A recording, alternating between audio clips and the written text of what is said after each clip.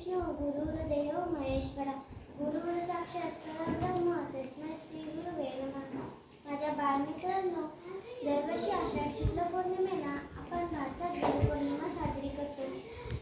या पौर्णिमेला व्यास पौर्णिमा असेही म्हणतात. गुरुपौर्णिमेच्या दिवशी प्रत्येक शिष्य त्याच्या गुरुविषयी कृतज्ञता व्यक्त करत असतो. गुरु हा शिष्याचा ज्ञान दूर करतो.